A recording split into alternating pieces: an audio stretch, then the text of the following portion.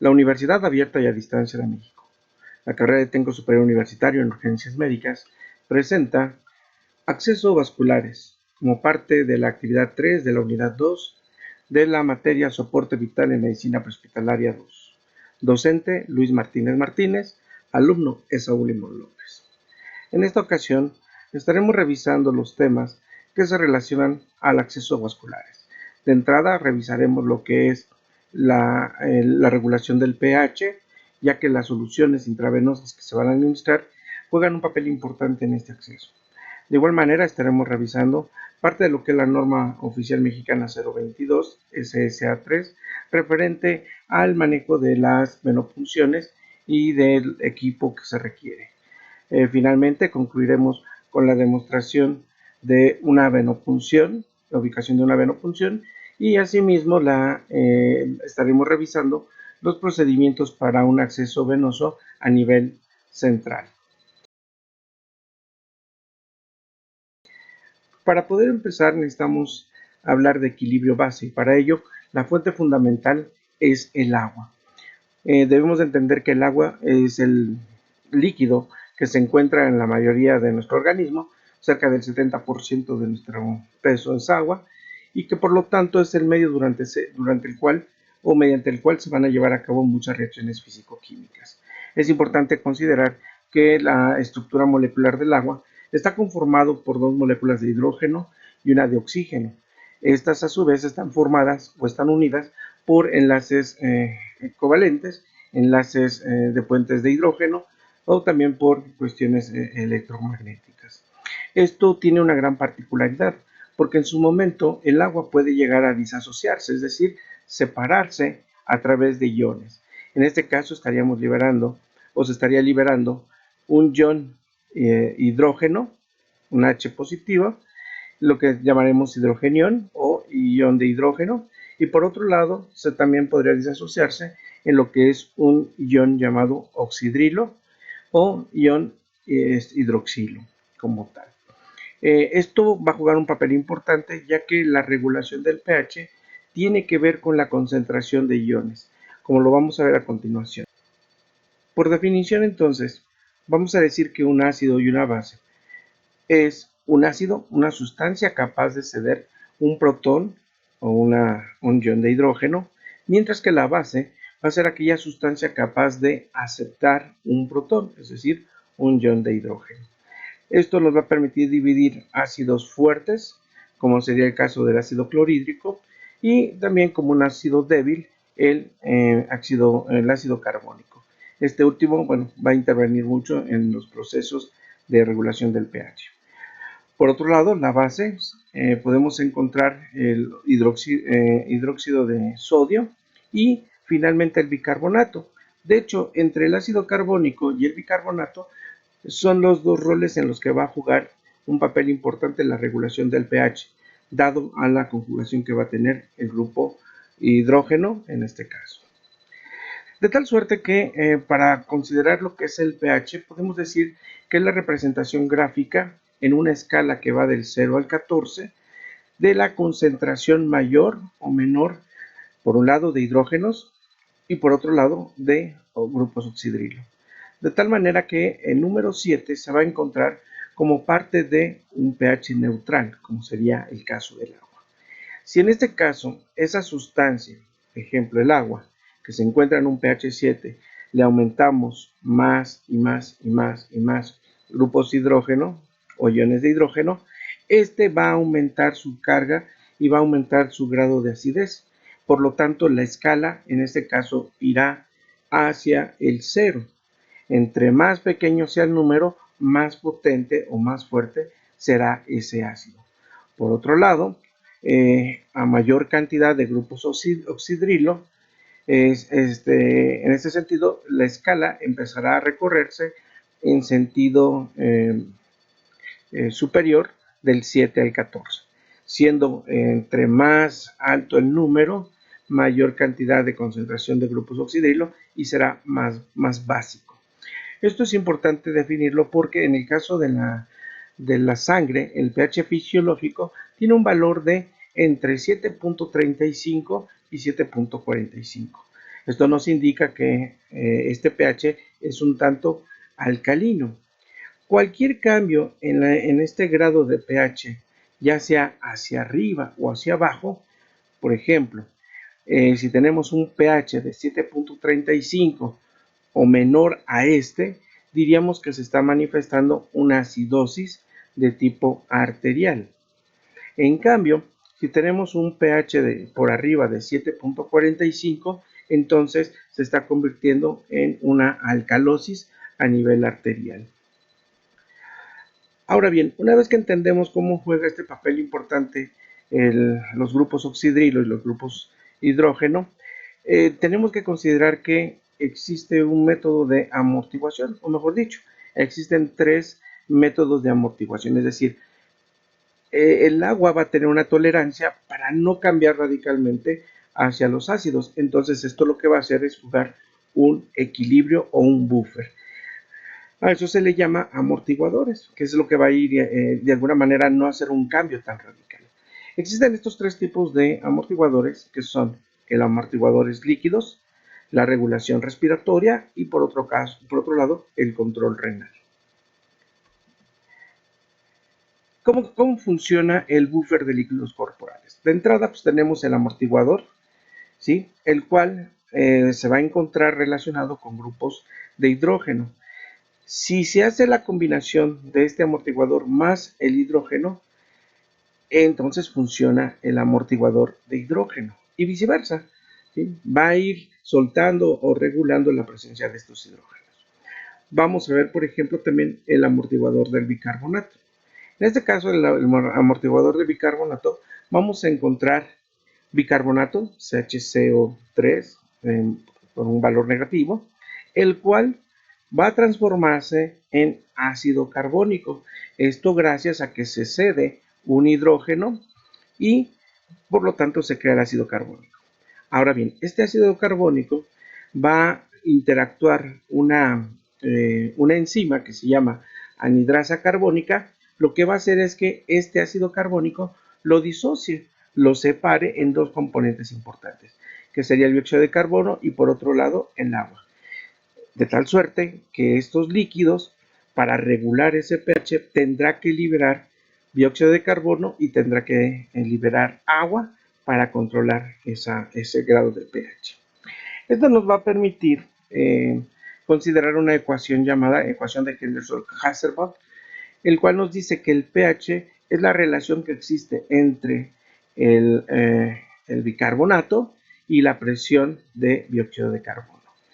De esta forma, el bicarbonato está directamente proporcional al pH. En cambio, la presión parcial de dióxido de carbono es inverso al pH.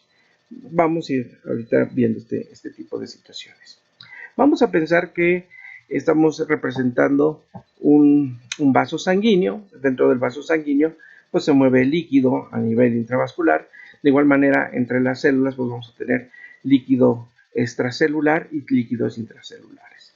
De tal suerte que, por ejemplo, en la parte superior, el pH de 7.35, 7.45 no va a cambiar. Esto a pesar de que haya una mayor concentración de iones de hidrógeno y por otro lado tengamos una cantidad de bicarbonato. Estos dos elementos se van a conjuntar, el hidrógeno más el bicarbonato, para crear ácido carbónico, H2CO3. Estas moléculas de ácido carbónico nuevamente interviene la anhidrasa carbónica y entonces nos va a crear dióxido de carbono y agua, como lo vimos hace un momento. Esto lo va a llevar hacia los pulmones para liberar el dióxido de carbono. Por eso esta relación entre el bicarbonato en este caso el dióxido de carbono son los que van a encargar a regular este pH. Gracias a este proceso de liberación de dióxido de carbono y liberación de agua es que la respiración nos va a ayudar también a esta regulación del pH y por eso no cambia radicalmente el pH, por eso es un amortiguador. Ahora bien, ¿cómo funciona el buffer pulmonar? Una vez que ingresa el ácido carbónico, perdón, una vez que ingresa el bicarbonato, este bicarbonato puede ingresar directamente a los pulmones y ahí se va a conjuntar con iones de hidrógeno que se encuentran en la superficie pulmonar, en los alvéolos, que es precisamente que vienen del agua, ¿no? Cuando este bicarbonato se une con estos hidrógenos, van a formar ácido carbónico. Este ácido carbónico, una vez más, por acción de la adrinasa carbónica, esto está ocurriendo dentro del pulmón, ya no tanto en los líquidos, nuevamente se va a disasociar en agua y en dióxido de carbono. El dióxido de carbono tendrá a salir a través de la vía respiratoria, en cambio que el oxígeno que entra se va a combinar con el agua, rompiendo la molécula del agua y generando una liberación de hidrógeno, y entonces el oxígeno, gracias a la presencia de la hemoglobina capta el oxígeno y lo va a llevar hacia los vasos sanguíneos y de ahí hacia los tejidos. Entonces aquí el pulmón juega ese rol importante entre el bicarbonato, el ácido carbónico y la combinación de hidrógenos. Ahora bien, ¿qué pasa en un tejido? Pensemos que en este cuadro de color naranja, observamos que ese tejido está liberando agua, está liberando dióxido de carbono como parte del proceso celular, y que obviamente ese oxígeno que ingresó a través de la respiración, por cambios de presión osmótica, lo que va a hacer es que el oxígeno entra, se libera del eritrocito y lo va a empujar hacia a que salga el dióxido de carbono. Este dióxido de carbono se va a unir a este eritrocito gracias a la hemoglobina, que se va a convertir en carboxihemoglobina.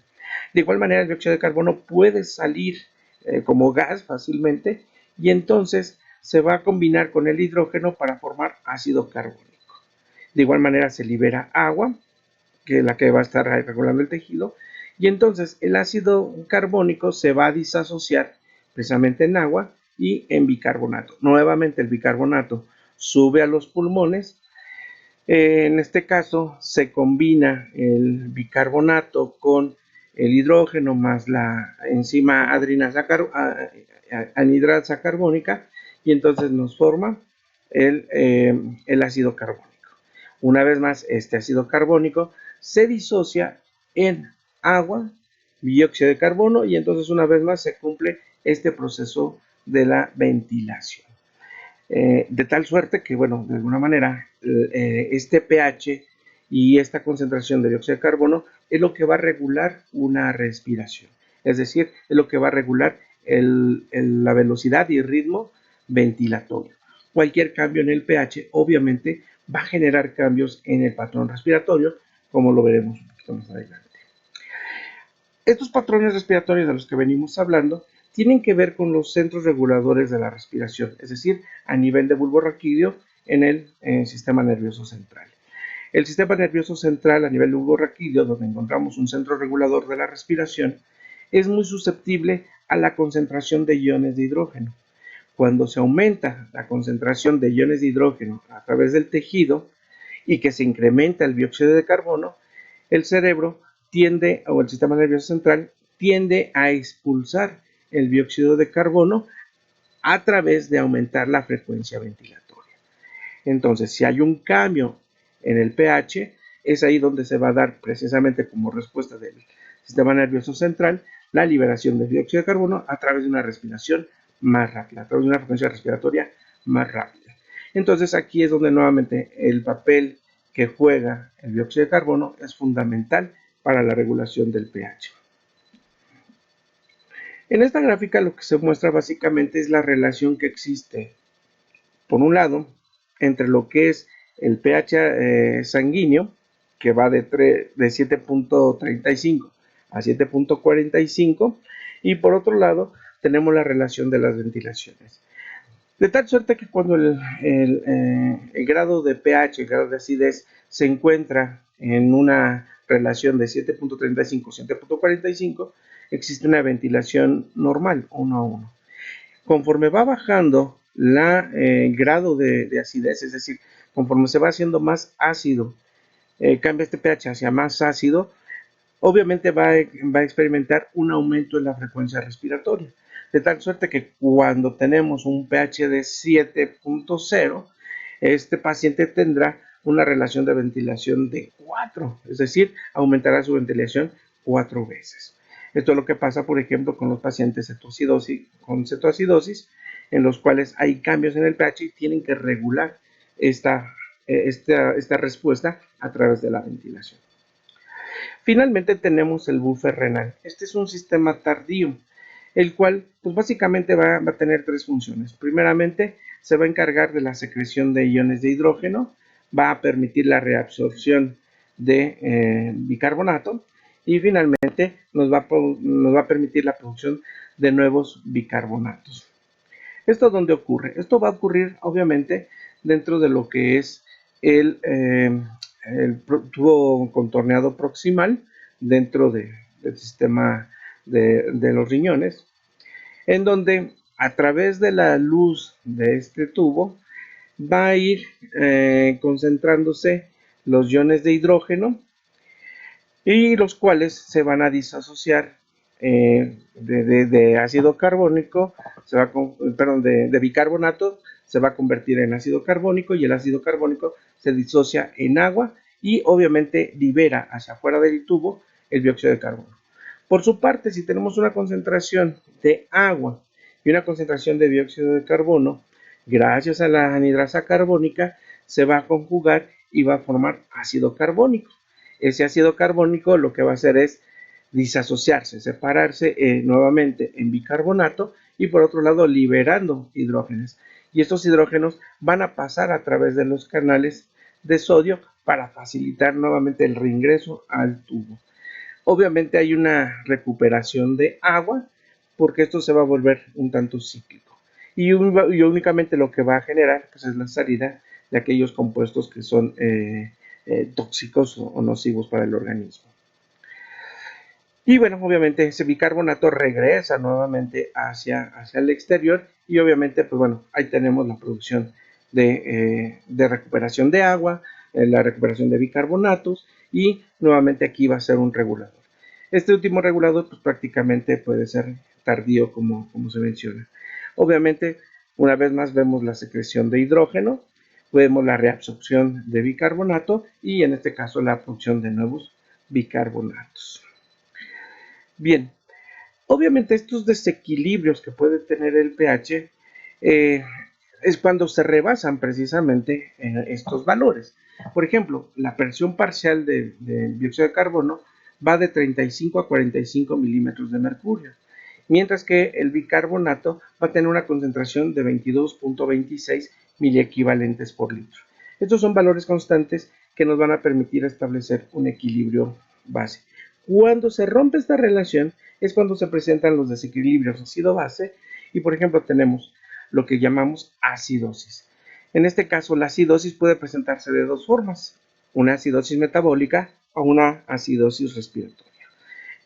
¿Cuándo ocurre la acidosis? Cuando el pH arterial desciende por debajo de 7.35 y entonces tenemos que por ejemplo si es una respuesta metabólica va a haber, además de bajar el pH, una disminución en la concentración de bicarbonato.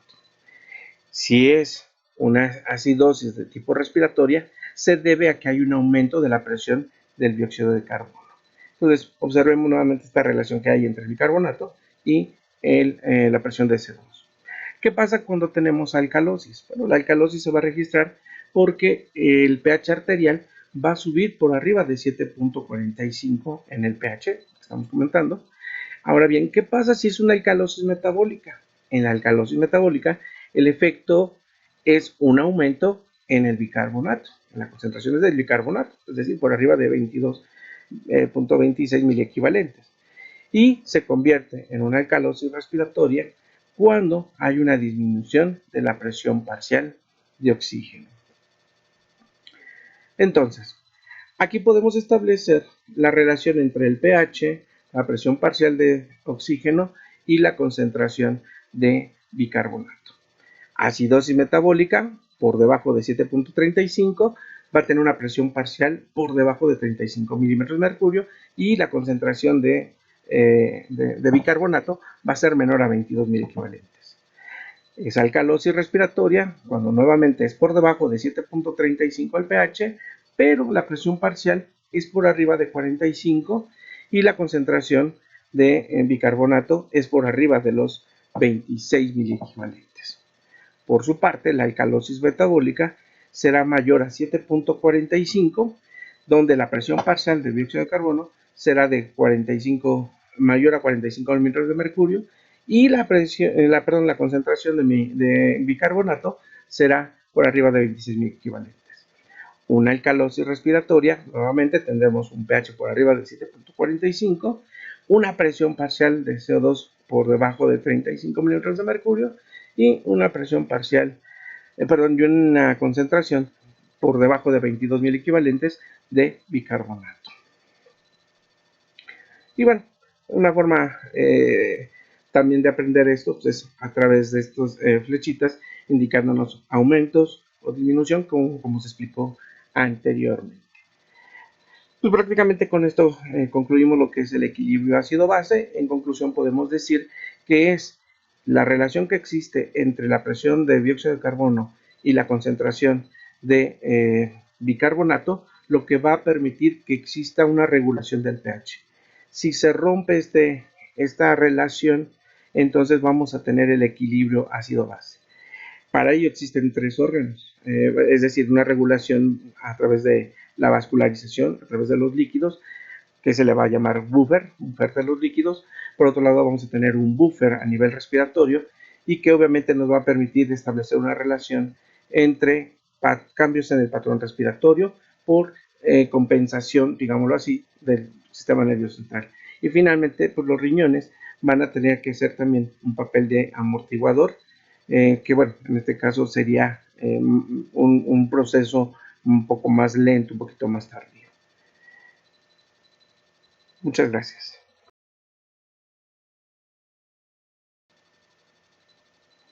Bien, a continuación vamos a seguir comentando lo que son los tipos de soluciones y su osmolaridad.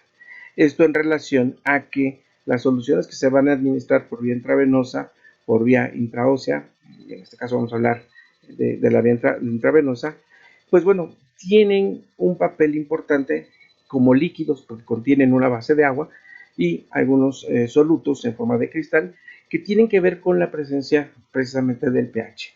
Entonces los tipos de soluciones osmolaridad pues prácticamente van a depender de la tonicidad, es decir, dentro de un ambiente líquido vamos a encontrar dispersos algunos solutos, es decir, algunas concentraciones de sales. Y dentro de una célula, pensando que el círculo que se encuentra aquí es una célula, pues bueno, van a estar entrando y saliendo estos solutos gracias a la presencia del agua. Cuando hay una mayor concentración de solutos dentro de la célula y hay una disminución de solutos por afuera del líquido, entonces decimos que ese líquido se encuentra en una concentración hipotónica, porque a nivel de agua, a nivel de líquido, está disminuido esta concentración. Cuando hay una relación igual entre la concentración de solutos en medio externo y en el medio interno, entonces hablamos de que son isotónicos. Y al inverso, cuando hay una mayor concentración de solutos en el líquido propiamente, fuera de las células, entonces esto se convierte en una solución hipertónica. Esto también ocurre para el espacio intravascular, extravascular, afuera, dentro, etcétera, etcétera. De tal suerte que, por ejemplo, las soluciones que vamos a administrar se van a clasificar básicamente en soluciones cristaloides. Ahorita nos vamos a referir exclusivamente a ellas, dado que las soluciones consideradas como coloides, aparte del agua, aparte de la albúmina, los otros han presentado ciertas alteraciones y han manifestado problemas a nivel renal. Entonces vamos a referirnos en esta ocasión a soluciones cristaloides. Una solución cristaloide, en este caso de tipo isotónica, significa que tiene la misma tonicidad del plasma. Al tener la misma osmolaridad que el plasma, va a permitir que en el espacio vascular haya más líquido por más tiempo. Y finalmente se van a utilizar para incrementar volúmenes circulantes y mantener una buena perfusión, es decir, dentro de un vaso sanguíneo. Por su lado, las soluciones hipotónicas tienen una menor tonicidad en el plasma. Desplazan los líquidos, los fluidos, hacia los tejidos, y esto por su baja osmolaridad y con relación al suero. Y el agua se va a mover de los vasos sanguíneos hacia los espacios intracelulares e intersticiales. Es decir, va a salir el agua fuera del vaso sanguíneo. Finalmente, las soluciones hipertónicas lo que van a hacer es que te van a tener una mayor tonicidad que el plasma, van a jalar agua del espacio intravascular para meterlo hacia el vaso sanguíneo, hacia el espacio intravascular, incrementarán el volumen circulante y van a reducir el edema intersticial y el secuestro de líquidos en el tercer espacio. Entonces, a partir de estas funciones es como se va a medir la terapéutica y el uso terapéutico, de estas soluciones para los casos que se vayan a contemplar. Hablando directamente de las soluciones isotónicas, vamos a encontrar en el uso prehospitalario lo que sería una solución salina al 0.9%, la cual va a contener sodio, una cantidad de 154 miliequivalentes por litro, va a contener cloro, 154 miliequivalentes por litro, y va a tener un pH de 5.7, es decir, es una solución ácida. Eso significa que va a tener una mayor concentración de hidrógeno. Esto nos va a permitir que tenga una tonicidad isotónica con un peso de 308 miliosmoles por litro. Por otro lado, tenemos también como solución isotónica la solución Harman. Esta va a contener sodio, 130 miliequivalentes, va a contener cloro también, pero adicionalmente va a contener potasio, 4 miliequivalentes, calcio 3 miliequivalentes, lactato 28 miliequivalentes y de cloro 109, que no mencionamos hace un momento. El pH de esta solución es un pH de 6.7, es decir, también tiende a ser ácida. Su peso, su osmolaridad va a ser de 273 miliosmoles por litro. Finalmente, como solución isotónica tenemos una solución glucosada al 5%. No va a contener sodio ni los demás compuestos, ni cloro. Exclusivamente va a tener glucosa, 5 gramos por cada 100 mililitros. Y esta va a contener una concentración de un pH de 5. Su osmolaridad como tal sería de 253 miliosmoles por litro.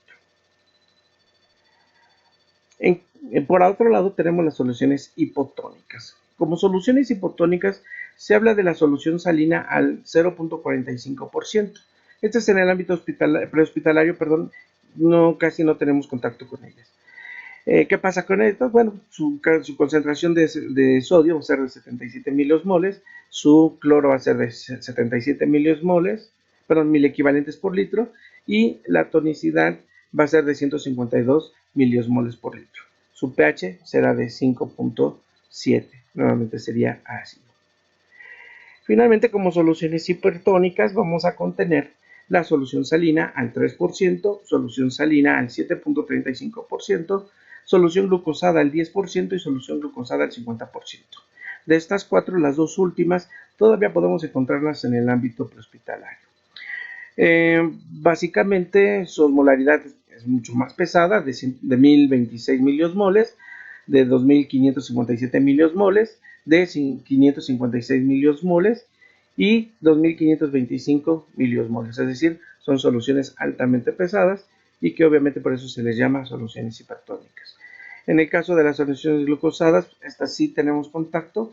En el caso de la solución glucosada ya casi está quedando en desuso porque precisamente se está sustituyendo estas soluciones al 10%, dado que se utilizaban 50% para hacer las diluciones en el caso de pacientes con hipoglucemia.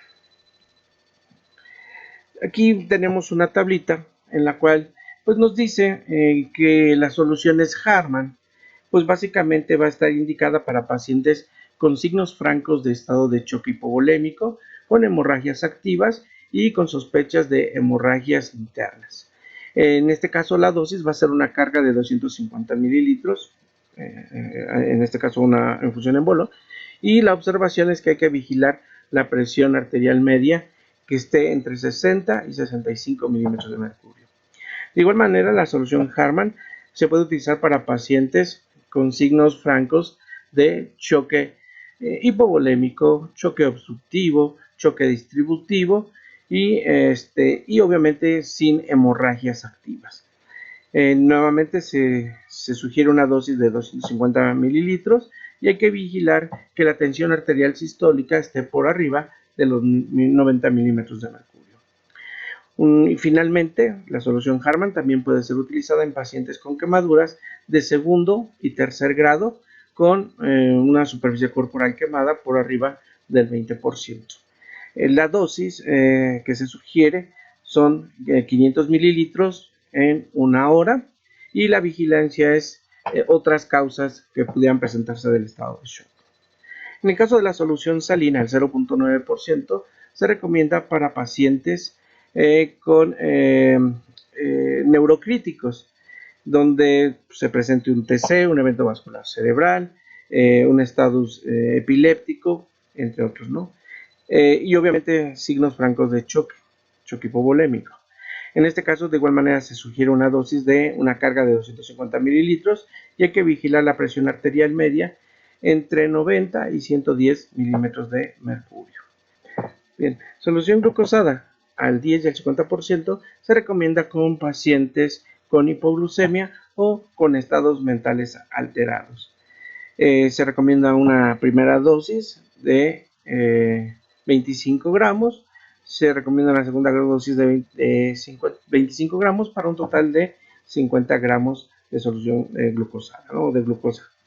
En este caso, las observaciones, pues bueno, hay que verificar el estado mental del paciente, vigilar que se recupere de su hipoglucemia. Puntos relevantes de la norma oficial mexicana 022 SSA 3 2012, que constituye las condiciones para la administración de la terapia de infusión en los Estados Unidos mexicanos. Lo más relevante de esta norma básicamente son que manejan las definiciones de todo lo que tiene que ver con estas terapias. Por otro lado, las características del personal de la salud que aplica la terapia de infusión intravenosa, así como las técnicas de administración para terapia intravenosa y las políticas de procedimientos. En esta ocasión me voy a hacer referencia a las dos primeras para no extender demasiado este video. En este caso, como definiciones, pues es importante que sepamos manejar un mismo lenguaje, ¿no? Saber que existe un catéter, definir qué es el catéter, lo que es un acceso venoso periférico, lo que es un acceso venoso central. Hablar de aspectos de asepsia, antisepsia y sus técnicas respectivas. Considerar la esterilización de estos procedimientos y obviamente sus técnicas. De igual manera, establecer las medidas de seguridad que la norma les maneja como barreras máximas. Identificar lo que es una bomba de infusión es importante, así como los equipos de volumen medido, es decir, los equipos de venoclisis. De igual manera, es importante considerar los eventos adversos que pudiera tener este tipo de terapia. Obviamente, la identificación, el preparar, el instrumentar un expediente clínico pues es fundamental, dado que se le va a dar un seguimiento a este paciente. Identificar los accesos dentro de las venoclisis, los llamadas Y, como parte de un sistema de administración de medicamentos. De igual manera, siguiendo esta idea, pues la llave de lo que es las llaves de paso, las llaves de 3 vías, que nos van a permitir un acceso fácil de medicación. Como parte de las consecuencias o efectos adversos, pues está la flebitis como uno de los más comunes de estos respuestas adversas, ¿no? De igual manera, identificar que todo esto es un material quirúrgico, es un material de curación y que por lo tanto debemos de darle ese tratamiento. Con respecto al personal, lo que es el personal, lo que es el personal técnico, lo que es el profesional del área de salud, pues establecer sus límites y establecer sus funciones en función de esta terapia. De igual manera, establecer cuál es el set básico de terapia de infusión pues es fundamental, ¿no? Tener preparado el equipo, saber cuál es el riesgo que pueden presentar las soluciones. Aunque parecen inertes, pues ya comentamos que por el hecho de que presenten iones, el que presenten sales, el que presenten un pH, pues podemos alterar o modificar la regulación pH y obviamente la hemodinamia del paciente. Obviamente identificar que todos estos son sustancias o soluciones intravenosas y que finalmente la terapia requiere de una venopunción y obviamente su infusión. Eso serían por parte de las definiciones como algo muy relevante de la norma. Otro aspecto relevante que mencionábamos, pues en este caso, es las características del personal del área de salud que aplica las infusiones. Se deben de contemplar tres elementos importantes en este personal: sus conocimientos, sus procedimientos y las actitudes que debe de tomar. Como parte de los conocimientos, pues obviamente está el conocer la anatomía y la fisiología de la piel y del sistema vascular en términos generales.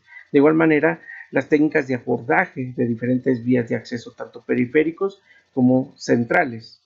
De igual manera, el manejo de equipos de administración de terapia intravenosa, el control de las infusiones, conocer de farmacología y desde luego de la bioética. Con respecto a los procedimientos, pues deben ser capaz de evaluar los sitios de función, el tipo de terapia, la selección adecuada del material. Las habilidades que debe de tener este personal, pues debe de ser en la inserción del catéter, el mantenimiento de la vía, el retiro de la terapia de infusión intravenosa y desde luego el manejo del sistema métrico decimal y de dosificación de medicamentos. Esto es fundamental dado que muchos medicamentos se expresan en gramos, miligramos, mililitros, decilitros, etcétera, etcétera. Finalmente, las actitudes que debe de tomar el TENCO en urgencias médicas, en este caso el TENCO superior universitario, es la capacidad de interactuar con el paciente. Dado que vamos a hacer un procedimiento invasivo, el cual puede resultar en una molestia, en un dolor para el paciente, pues es importante advertirle al paciente cuál es el procedimiento que se va a hacer y obviamente obtener el consentimiento. De igual manera, el trato para los familiares, porque muchas veces piensan que uno está maltratando al paciente, pero obviamente es parte del procedimiento. Y obviamente, pues integrar el trabajo de la terapia entre otros compañeros técnicos superiores universitarios, otros compañeros del área de enfermería y del área médica. Entonces, esto también considero que es relevante para esta norma.